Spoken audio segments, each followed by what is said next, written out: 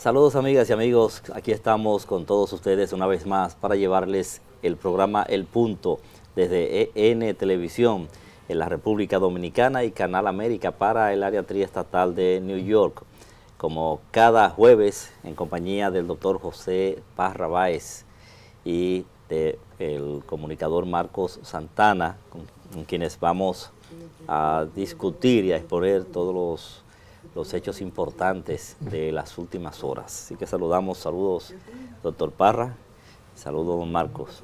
Buenas noches, Félix, buenas noches, don Marcos, y a los amigos y amigas televidentes que cada día están con nosotros en este programa. Siempre me gusta decirle a la gente que no me digan don, porque eso se desacreditó de un tiempo a esta parte. Eso quiere decir en español de origen noble. De origen noble, sí. De origen noble. Esa nobleza como que está, yo digo, bueno, sabe que pensándolo bien, don Félix y Parra, yo estaba pensando que era mejor luchar porque este país se convierta en un país monárquico. Sí, pero ¿y por qué de entrada ese retroceso? Porque así nos ahorramos todos estos enredos de elecciones y de cosas y de reglamentos y todo. En la monarquía todo está previsto. La verdad es que la monarquía también se va a elecciones. Sí, pero son tipo España sí, y Londres, Inglaterra y eso. Bueno, sí, pero hay otra, por ejemplo, ahí mismo cerquita de España está Marruecos, sí, donde el rey es jefe de Estado también, sí, y jefe de gobierno. Así es. Pero la democracia y el relevo de gobierno es una propuesta desde los tiempos de Confucio. Sí, planteaba la alternabilidad del poder. Sí, pero a la monarquía no hay problema de que si me voy a reelegir y citar ese tipo de cosas, ¿no? en el marco de un plazo electoral. El rey es rey hasta que se muera. Sí, pero las monarquías que quedan hoy día son de papel, no hay y son insignificantes. Yo creo que Chávez tenía razón cuando le preguntó al rey aquel, sí, que ¿para qué sirve un rey? ¿Para qué sirve un rey? ¿Qué hace un rey? Exacto, en el siglo XXI todavía España, Marruecos, también Gran Bretaña con una reina, alimentándose solamente del erario público. Creo que Hipólito le preguntó una vez también al rey Juan Carlos. No, Hipólito lo que hizo fue que le habló la señora a bailar. Sí, pero él le preguntó él le preguntó como que cuáles son las funciones de un rey. Pero ya como curioso, no, exactamente, no en los términos que lo hizo Hugo Chávez. Sí.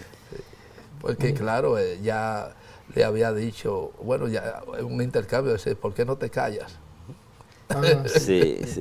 Eso no, Chávez nunca se lo perdonó, sí. A pesar de que fíjate cómo las oligarquías no son fáciles, doblegaron a Chávez con eso y tuvo que restablecer sus relaciones con el rey, porque parece que los poderes fácticos de Venezuela se lo pidieron y él accedió.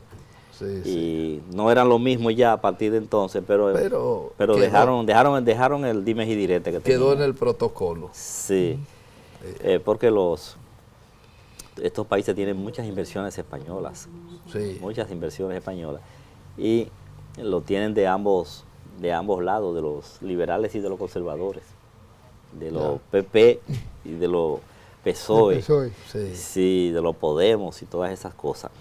Miren, hay muchas informaciones, sin embargo, hay una que yo quisiera, Marco, que me permita comenzar este conversatorio con el doctor Parra Báez, tomando en consideración que el doctor Parra fue el abogado de la familia del ex rector Mateo Aquino Febrillé, que fue muerto en un caso que consternó a la sociedad dominicana y por el cual ya la Suprema Corte de Justicia ha confirmado la sentencia de 30 años al principal responsable de este hecho, como fue al empresario del transporte Blas Peralta. Entonces, en la sentencia que emite la Suprema Corte de Justicia, se produjeron dos votos disidentes a la mayoría que votaron a favor de que se ratificara los 30 años, más los otros años que se dictaron a los demás implicados en esto. Pero se produjeron 2 disidentes, y qué disidentes, incluyendo a la doctora Miriam Germán Brito, que es la presidenta de la Sala Penal de la Suprema Corte de Justicia. Y ella expone sus razones por las cuales entiende que el doctor Aquino Février no fue asesinado, sino que fue muerto por una acción homicida. O sea, entonces, en esas cosas le crea mucha confusión a uno. Y quién mejor que el doctor Parra, que fue el abogado defensor de la familia de Mateo Aquino y que ha estado ahí desde un principio hasta lograr esto último que se ha conseguido en la Suprema Corte de Justicia, que nos explique un poco qué significa todo esto. Ya. Precisamente el domingo, un día antes de la sentencia, porque se pensaba también que se iba a leer esa sentencia el viernes de la semana pasada, y se leyó fue el lunes de esta semana. Pero el domingo, estando yo en mi biblioteca en mi casa, me encontré con un libro de un profesor y amigo español, precisamente a propósito de lo del rey, que se llama Francisco Esquiaga. Y estaba leyendo un libro que escribió que se llama El voto particular. Esto es para el tema del voto disidente, aquí como lo llamamos en nuestra normativa. Y él comienza diciendo que la democracia en la justicia permite que las decisiones puedan ser adoptadas no solamente con un solo monismo, sino que puedan tener varias formas de decidirse en un solo proceso. Que no todos los caminos conducen a una sola solución, sino que atendiendo al criterio del juez y a las convicciones y cuestiones religiosas y políticas, puede entonces llegar a varias decisiones con un mismo caso, con un mismo hecho. Y esto fue lo que pasó con la decisión adoptada por la Suprema Corte de Justicia, que 2 de sus miembros entonces decidieron con un voto disidente respecto del voto de los demás. Más bien ahí hay 2 votos disidentes, digamos 2 votantes disidentes en 2 aspectos distintos, porque la disidencia de estos 2 jueces va primero en el sentido de la pena, de que no se trataba, según el criterio de ellos, de un homicidio agravado, sino de un homicidio simple. El homicidio agravado es que se convierte en asesinato, en este caso. Y en el segundo punto, respecto también de la indemnización civil, que ya había sido acordada por la Corte de Apelación, que en este caso a la familia de Mateo Aquino Février habían dispuesto que se le pagase de indemnización la suma de 40 millones de pesos. Y en primer grado, el Tribunal de Primer Grado había considerado la indemnización en 24 millones de pesos. Y lo que hizo entonces el tribunal es que mantuvo la condena por asesinato, la de 30 años, y redujo al mismo tiempo, usando una figura procesal de conocer directamente el caso, la redujo otra vez al monto inicial que había decretado el Tribunal de Primer Grado. ¿Qué aducen los jueces? En este caso los jueces disidentes.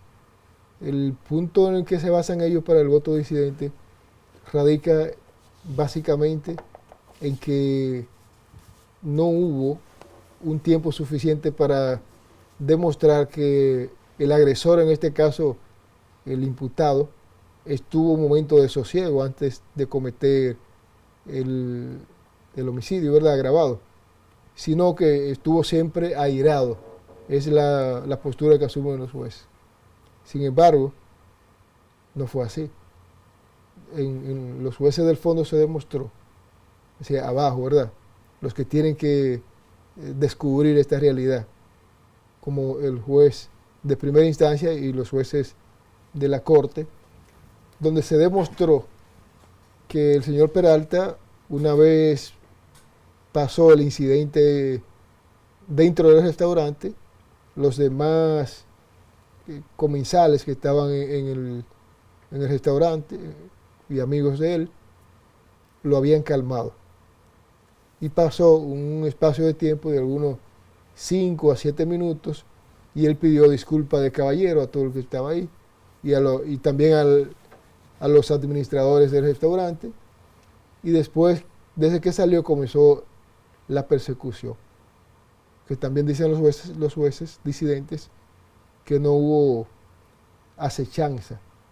Y entonces todo el mundo sabe y la población vio videos de que hubo una persecución y que siguió por ciertos lugares a cierta hora, que es lo que dice el Código Penal cuando define la acechanza, que es perseguir a un individuo, darle seguimiento a cierta hora del tiempo y en ciertos lugares.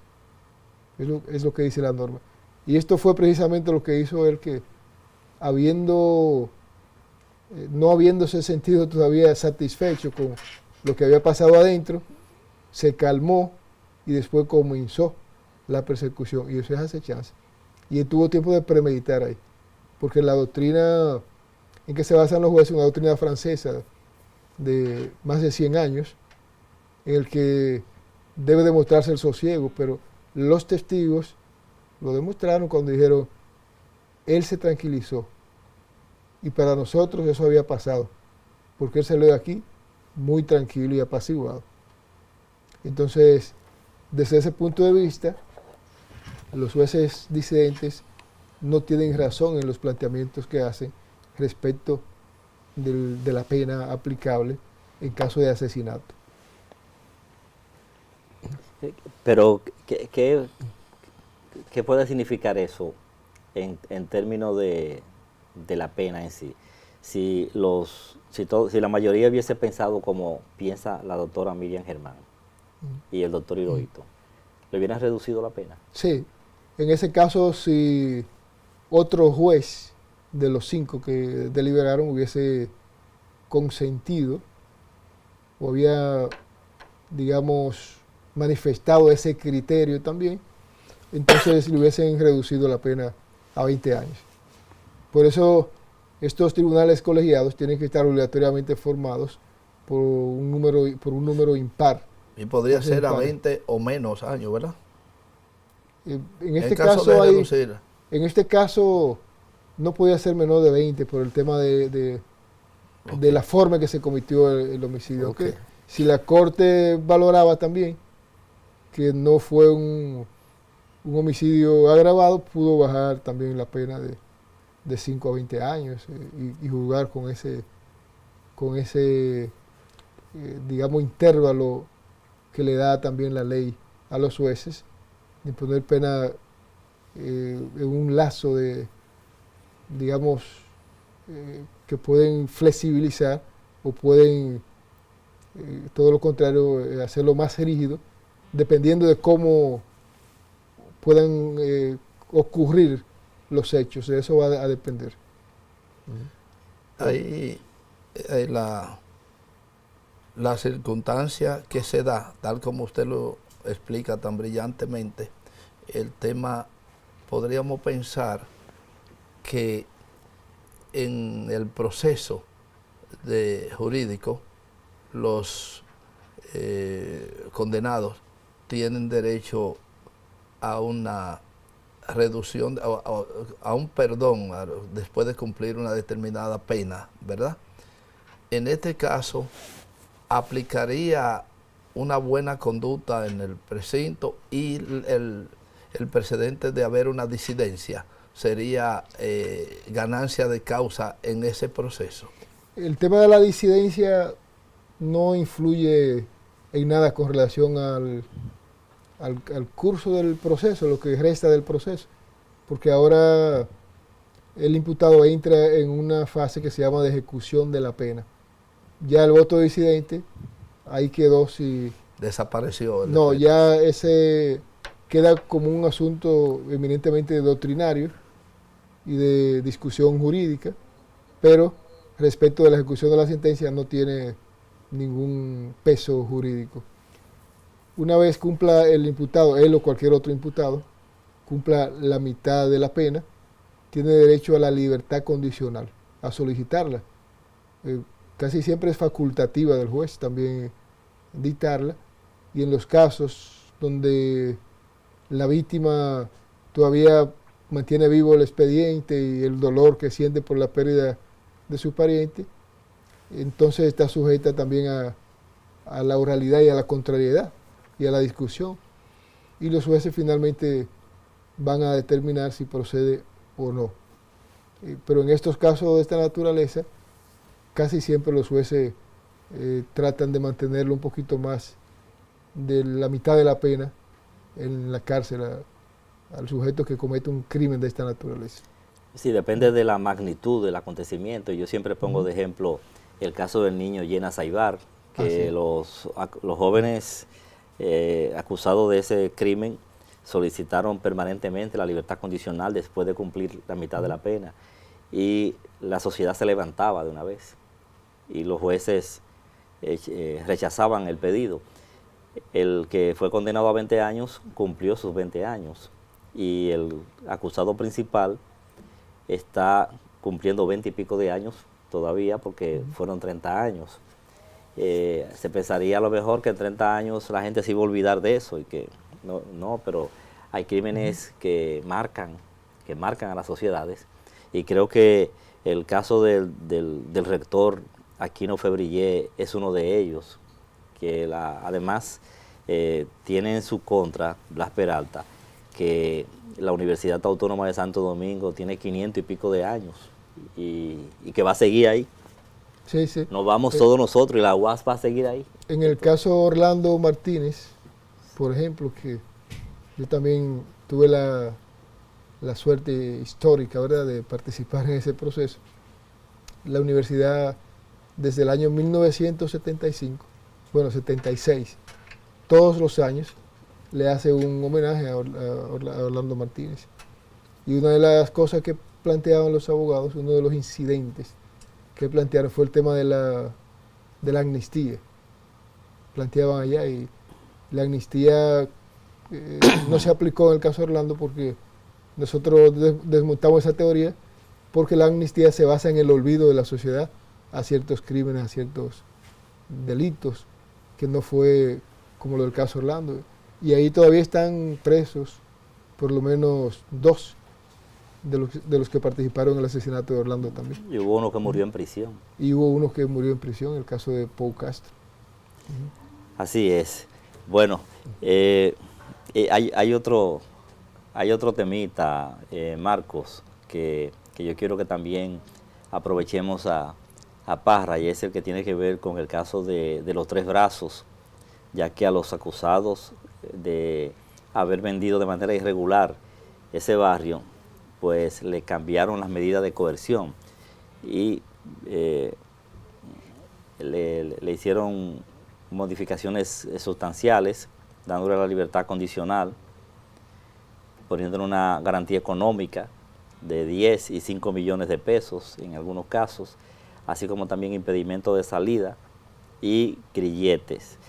Pero eso vamos a hacerlo ya cuando regresemos. Así que vamos a invitar a los amigos televidentes a mantener la sintonía con el programa, que tenemos que hacer una breve pausa.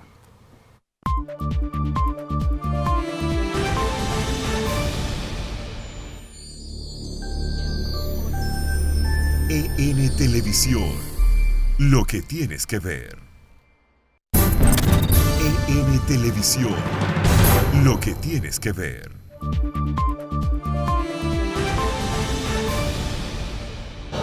Continuamos aquí en El Punto, transmisión en vivo para toda la República Dominicana, y queremos darle la bienvenida a la gente que ya ve el programa a través del canal 10 de Win Telecom, donde está la programación de EN Televisión. Así que a los amigos de Win Telecom que nos ven en este momento, le damos la bienvenida, porque el canal está ingresando nuevecito en ese sistema de cables. a nivel nacional. Así que nos alegra muchísimo saber que ya contamos con los suscriptores, la audiencia que tiene Win Telecom, donde EN Televisión está en el canal 10. Canal 10. Cuando nos fuimos a la pausa dejamos una pregunta en el aire con el doctor José Parra Báez, el que tiene que ver con el tema de los 3 brazos. Y mi inquietud era la siguiente, doctor. 2 meses atrás o varias semanas atrás, no recuerdo exactamente qué tiempo hace de eso, a todas estas gentes el juez de la pena de atención permanente le dictó prisión preventiva como medida de coerción. Y entonces, de un momento a otro, ellos piden revisión y le cambian todo. Eso no lo pudieron hacer desde un principio. O sea, desde un principio darle prisión domiciliaria, grilletes electrónicos, impedimento de salida, garantía económica. Sí, el juez de la ejecución no, en este caso de atención permanente, pudo haber impuesto cualquiera de las medidas de coerción. Lo que pasa es que aquí cuando los casos están calientes, como se dice, están en el fragor ahí de la opinión pública, se dicta una medida como esta y después cuando se van desapareciendo de la palestra pública, entonces vienen otras medidas. Por eso siempre los abogados le decimos a los clientes, tranquilo, en 3 meses, 4 meses, cuando ya nadie está pensando en eso, ahí viene la solicitud de variación. Y parece que eso fue lo que pasó. Pero... ¿Show mediático? Sí. Evidentemente, un show mediático. Sí. Pero a pesar de que aquí la justicia también actúa, en este caso por una prisión preventiva, ¿verdad?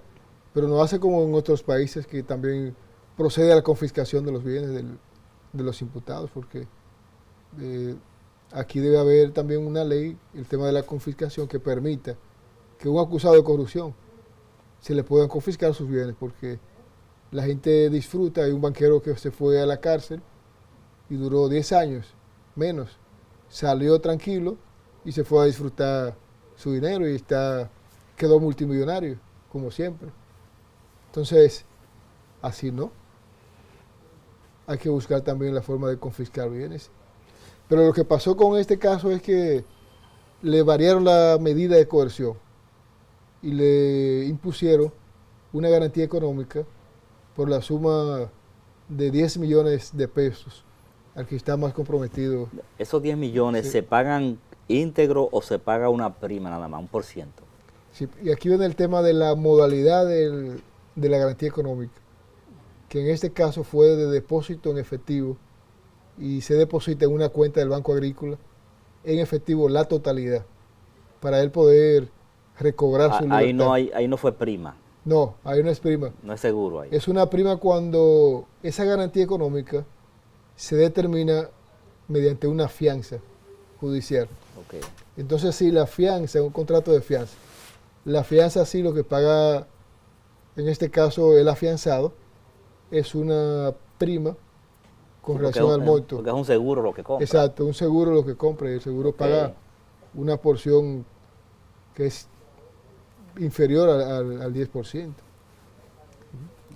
Ok, entonces, dígame una cosa, doctor. Esos 10 millones de pesos que deposita Leoncio, si lo llega a depositar, porque puede ser que él se declare insolvente y no lo deposite. Y se quede preso también. Se puede quedar preso, ¿verdad? Sí. Entonces, si él logra que algunos amigos le coleten y le consigan esa fianza o ese dinero, hay la posibilidad de que algún día en su vida él consiga que se lo devuelvan otra vez. Ese dinero se le puede devolver, sí, cuando él fuese descargado, por ejemplo. O si es condenado también. O si es condenado a una multa inferior, porque después va a venir lo de la multa también. Si es condenado a una multa y él tiene un depósito, se lo van a cobrar de lo que tiene depositado. Pero la garantía económica es una multa. No, no, no. Es una garantía para que tú respondas. Es una sujeción al proceso. Exacto. Es una medida para que el imputado no se pueda sustraer del proceso. Exactamente. Entonces, ese dinero que se coloca como garantía, una vez concluido el juicio, aunque haya sido condenado, es devuelto ese dinero al acusado, ¿no? Sí, claro, claro, porque ya le expió su pena, pero ¿en qué modalidad se le va a devolver? Bueno, eso... Primero... Devaluado. Sí, eso sí con el tiempo, ¿verdad? Pero el tema es que si es condenado a una multa también, ¿de dónde se le va a cobrar la multa? De lo que tiene depositado ahí. Porque eso es una garantía. Sí. Los gastos del proceso se le van a retener de ahí, las costas civiles y penales del proceso. Cuando viene a ver el abogado también, no. Y cuando viene a ver, si el abogado no tiene de dónde cobrarse, también puede cobrarse de lo que tiene el depositado. Primero, retirarle dinero, en el caso del particular, el Estado no, el Estado se lo transfiere fácilmente, ¿verdad? De una cuenta a otra. Pero, mientras tanto, ese dinero, como también la mayoría de los procesados no saben que ese dinero es reembolsable, entonces el Estado se queda con él. No va a salir, el Estado no sale con una bocina, una guaguita anunciadora. ¿De quién son estos? No, se busca fulano de tal, que tiene tantos miles de pesos depositados en el Banco Agrícola, no. Entonces, el interesado es que si se orienta y dice, pero ven acá, yo tengo tanto depositado ahí, déjeme buscarlo, lo retira. Con una sentencia con la autoridad irrevocable de la cosa juzgada. A no ser, Félix, que continúe sobre el tema, tengo un temita que tiene alguna relación que quisiera tratarle al doctor Parra. Y es con relación, Félix y doctor Parra, al tema de las multas que se le impusieron a Odebrecht y a la que vendió los aviones Tucano. A Embraer. A Embraer. Ese dinero se ha declarado oficialmente que sería utilizado para construcción y reparación de cárceles. Mi sentido común me dice lo siguiente: hay un desorden aproximadamente en el pensamiento humano que busca manejar prioridades. Si bien es cierto que las cárceles son una especie de ergástula dantesca y que en alguna de ellas es lo mismo que el infierno, no es menos cierto que hay que buscar la causa, o mejor dicho, hay que buscar fórmula de que los que administran justicia tengan también mayor confort, tengan mayor capacitación, puedan accesar a la superación.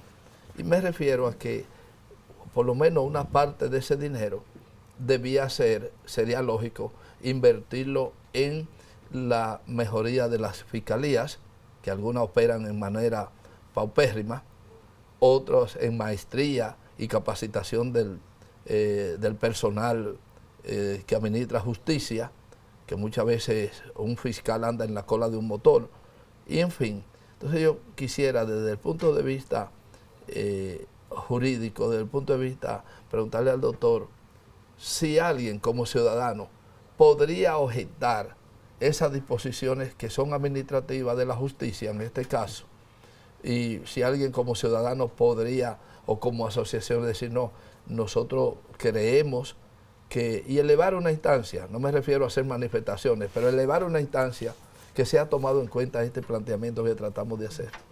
Sí, lo que pasa, Marcos, es que las leyes disponen cómo se va incluso a distribuir ese dinero que es remanente de la delincuencia, ¿verdad?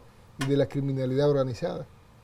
Una parte para la Procuraduría, para tal el proceso, para las cárceles. Eso está previsto por la ley. Sí, está previsto para En el caso de lo que queda de la NSD, también para los hogares CREA y para el tratamiento de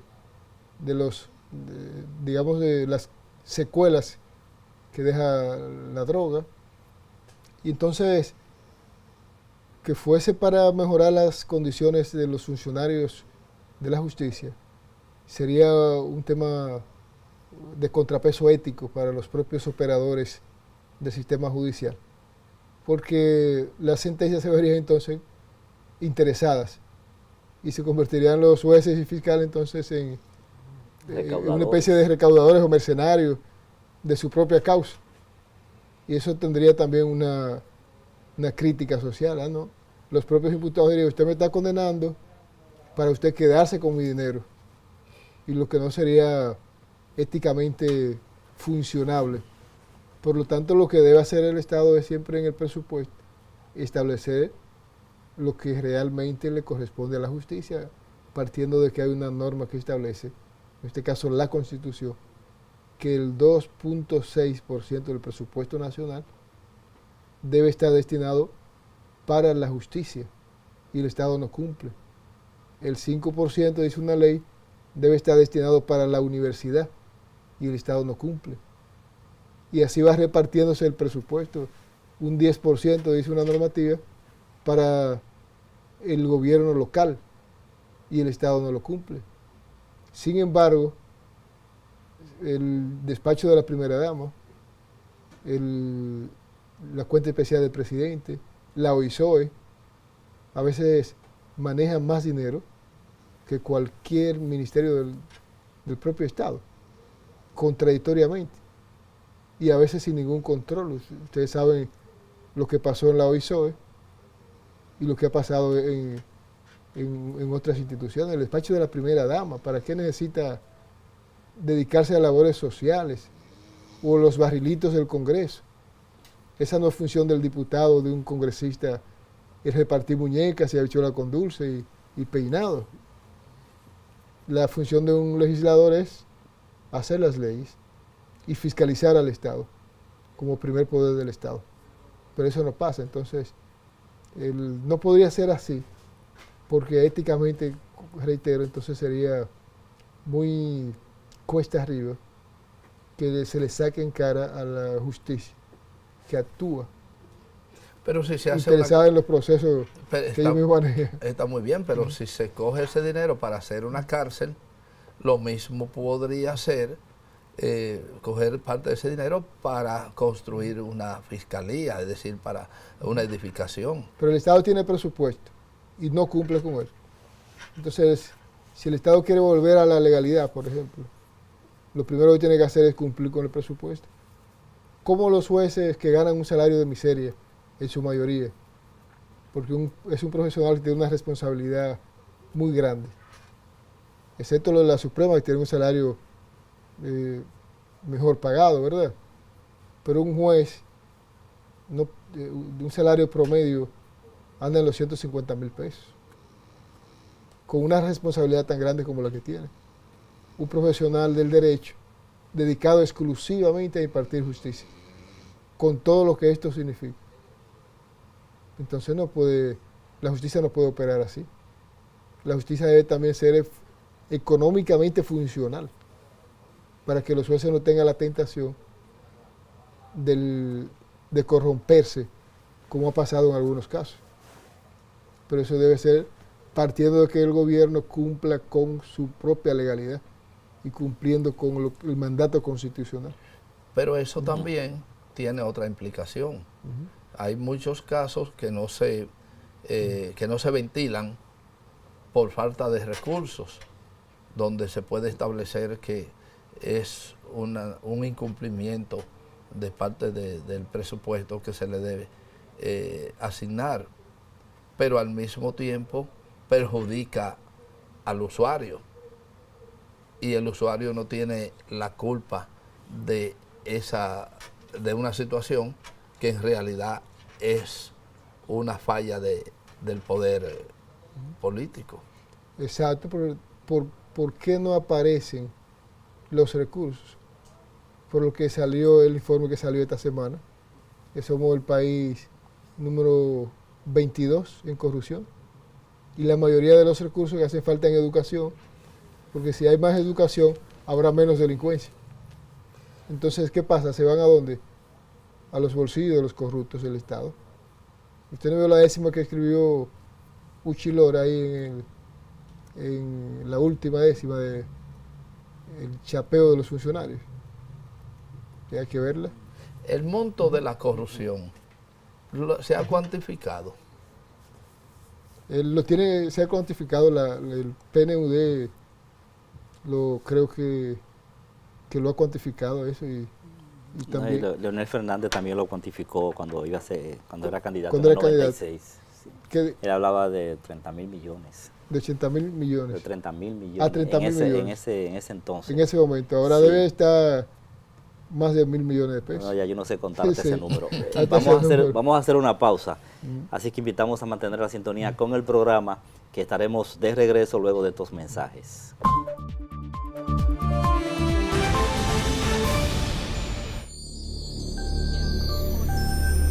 EN Televisión, lo que tienes que ver.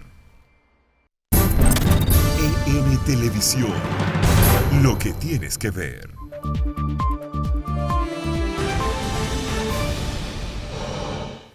Muy bien, estamos ya en el último segmento del programa de esta noche, El Punto, y como han estado escuchando, estamos conversando de manera muy puntual hoy con el doctor José Parra Báez, abogado experimentado, profesor, y pues nos ha puesto en contexto algunos hechos que la opinión pública conoce y maneja muy bien porque han estado copando la atención de todos.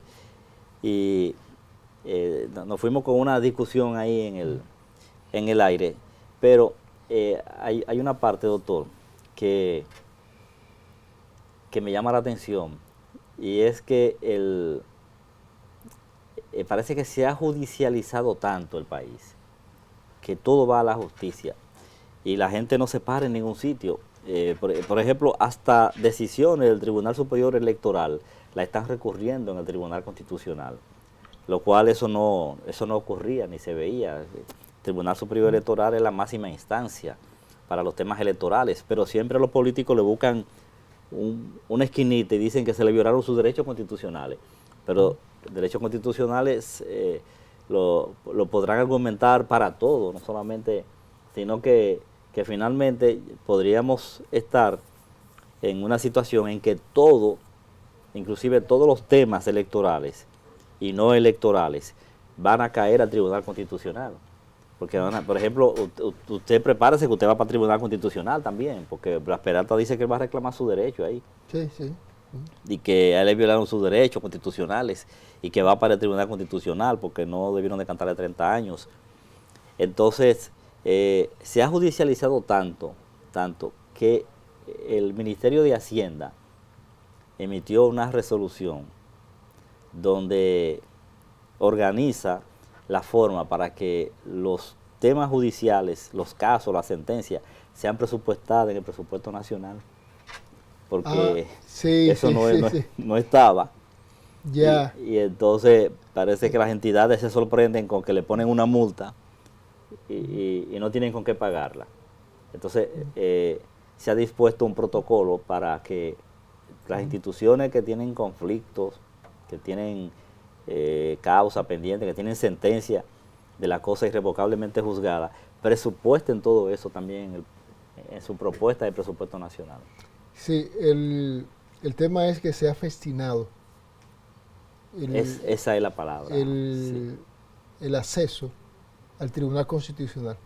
Porque en principio, ¿cuál es la competencia del Tribunal Constitucional? Una violación a derechos fundamentales de los ciudadanos. ¿Cómo se violan? En esa relación que hay entre el Estado como administrador de la cosa pública y los ciudadanos. A veces en esa fricción, ¿verdad? Como el Estado tiene monopolio del poder en este caso, ¿verdad? Y de la ejecutoria pública, le vulnera derechos fundamentales al ciudadano. Y en ese sentido se va al Tribunal Constitucional o al Tribunal Administrativo Y las decisiones administrativas también, cuando violan derechos, son recurribles o son revisables ante el Tribunal Constitucional. Pero aquí ahora parece que todos los casos van a ir al Tribunal Constitucional, tratando o han convertido, quieren convertir este tribunal en un cuarto grado de jurisdicción, lo que es muy peligroso también. Sí. Como, perdón, escúcheme, muy interesante todo, pero quisiera tocar otro tema judicial que acaba de ocurrir, la sentencia contra el caso de Brian, del caso de el hijo de Percival. Correcto, sí. Sí, se evacuó una sentencia correspondiente a 30 y 20 años y la excarcelación de 2 participantes por un tema de tecnicismo. Sí, sí. Entonces, quisiera oír su opinión. Pero en el segundo punto o tramo de la pregunta de Félix, con relación al nuevo procedimiento que ha hecho el Ministerio de Hacienda, que es importante que también lo haya hecho, porque ¿qué es lo que pasa? Aquí no es con la multa que le ponen a las instituciones del Estado, sino sentencias en contra del Estado. ¿Qué pasa? Que la ley 1186 establece que el Estado es inembargable. Y dice el artículo 2 de la ley que cuando el Estado es condenado en daños y perjuicios o a pagar una suma de dinero cualquiera que sea, si esta institución está en imposibilidad de pagarla, sea una institución centralizada o descentralizada del Estado, entonces esa deuda pasa a deudas públicas y tienen que ser pagadas con arreglo al presupuesto del próximo año. Y entonces Hacienda ahora lo que está haciendo, valga la redundancia, es reglamentando cómo le va a pagar a los terceros que tienen sentencias en contra del Estado con los mismos fondos de las instituciones afectadas que están presupuestados por la ley de gastos públicos que cada año el Estado genera también. Entonces, eso es lo que se está reglamentando y es bueno que así sea, porque como el Estado también es demandable y teníamos esa imposibilidad, porque esa coraza, porque no puede embargar la cuenta del Estado o en el banco de reservas no puede embargarla, porque aunque sí lo haga, en una semana está levantado ese embargo. No te la van a ejecutar. No te la van a ejecutar. Entonces, no tiene razón de ser así. Por eso ahora, los abogados, ¿qué vamos a hacer? Con una sentencia en contra del Estado, con la autoridad de la cosa juzgada, tenemos que ir a Hacienda e incluirnos en el presupuesto, porque eso pasa a ser parte de las deudas públicas. Hubo sí otra sentencia, que es el caso de Brian y los que están envueltos con el caso de Percival. Y liberaron a varios acusados, sí, que en principio tenían acusaciones muy fuertes. Muy fuertes, como el caso de llevar el arma, de arreglarla, de qué sí, sé yo qué cosa. Como el caso de un mayor de la policía que estaba, y que por tecnicismos jurídicos, según alegan los jueces en su sentencia, entonces fueron no escarcelados, todavía están presos, ¿verdad? Porque una vez se apela la decisión, bueno, ellos tienen que esperar 20 días, que es el plazo para recurrir en apelación. Si en ese plazo no se recurre, pues ellos podían obtener su libertad, en este caso. Pero además, la fiscal ha dicho que va a recurrir esa decisión. Y es posible que los jueces de la Corte tengan otra valoración distinta a lo que ocurrió en primer grado. Porque estos tecnicismos jurídicos, como usted dice, van a poner en la calle a 2 personas que probablemente estuviesen involucradas en estos hechos. Mire, ¿usted teme que el Tribunal Constitucional sea agobiado? Sí, de hecho, algunos temas que tienen que ser resueltos rápidamente en el Tribunal Constitucional duran 2 años, fácilmente. 2 y 3 años. Y eso era lo que se le criticaba a la Suprema. Sí. Por eso se creó ese tribunal. Porque Sí. la Suprema, cuando actuaba como tribunal constitucional, duraba 5 y 10 años para poder... Para fallar los casos. Entonces ahora está pasando también por el cúmulo de trabajo que tiene ese tribunal, que no puede fallar a tiempo necesidades que son de derechos fundamentales, que deberían estar sometidas a un nivel de prontitud y de celeridad comparativamente con otros casos, más certera, ¿verdad? Más ágil, pero no sucede así por la cantidad de trabajo y de cuestiones insignificantes y de incompetencia del tribunal que llegan a diario. Todo ahora se va a constitucionalizar y es bueno que sea así, que se constitucionalice, pero desde abajo, ¿verdad? De manera difusa se puede tratar en los tribunales del fondo también, el tema de la constitucionalidad.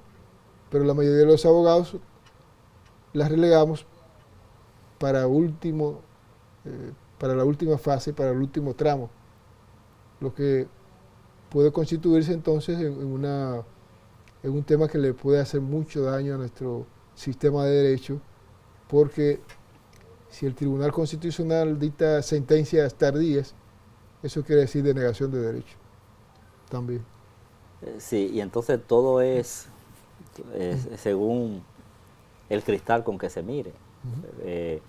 Por ejemplo, hay una serie de derechos constitucionales que la Constitución de la República tiene una coletilla que a veces la gente se olvida, que dice de acuerdo a la ley. De acuerdo a la ley. Todo dominicano tiene derecho, por ejemplo, a ejercer el derecho al voto. De acuerdo a la ley. Entonces, ¿qué pasa? La ley dice que para ejercer el derecho al voto hay que tener mayor de 18 años. Hay que portar cédula de identidad y electoral y otros requisitos. Entonces, si usted quiere agarrar el rábano por la rama, dice, yo voy a votar como quiera, aunque yo no tenga cédula, porque la Constitución dice que todo dominicano tiene derecho a votar, que sé yo, que yo cuando. Pero obviando que la ley dice la Constitución que según la ley. De acuerdo a la ley. Y entonces así hay muchos derechos que están normatizados y que la Constitución le garantiza todos esos derechos al ciudadano, pero siempre de acuerdo a la ley. Y si cogemos el cancito de que cualquier cosa, porque la ley no nos favoreció en ese momento, vamos a denunciarla como inconstitucional, porque la Constitución dice una cosa y la ley entonces dice otra. Entonces, lo que se va es a convertir todo eso en un relajo. Así es. Porque la Constitución es enunciativa, no puede ser, digamos, tratar los asuntos materiales y concretos, porque entonces habría que hacer varios tomos. Y más de la esta Constitución. De nosotros, la del 10. Sí. Que todo lo que se le ocurrió a los legisladores lo pusieron ahí. Plantearlo ahí. Sí, hasta tienen que ir el día ese a votar con los zapatos blancos. Sí. Tienen que ir a la toma de... Menos lo que se levantó en la consulta popular, Sí. que costó muchísimo dinero y de eso no se puso nada en la Constitución, sino lo que quisieron después. Por eso no me resistí a partir de ahí de ir a ninguna vista pública de las que hace el Congreso, porque en definitiva no tiene efecto. No tiene efecto, ellos van a decidir lo que quieran. Una perdedera de tiempo. Una pérdida de tiempo. Muchísimas gracias al doctor José Parra Báez por su interesantísima exposición esta noche sobre todos estos temas, así como a don Marco Santana y a los amigos televidentes que como de costumbre también nos acompañan cada noche aquí en El Punto, tanto en República Dominicana como en los Estados Unidos. Así que muchísimas gracias por la sintonía y la invitación para que estén con nosotros de nuevo en una próxima entrega de El Punto. Así que será hasta la próxima.